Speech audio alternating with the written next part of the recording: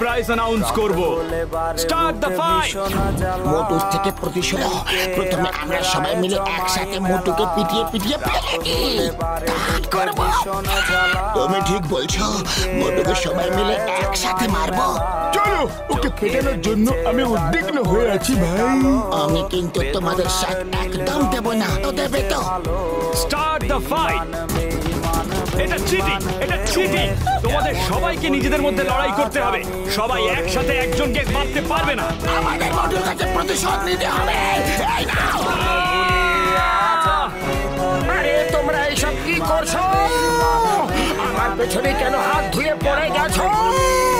কারণ এই কম্পিটিশনে তুমি আমাদের থেকে এগিয়ে গেছো, এই জন্য আমরা তোমার পেছনে পড়ে গেছি।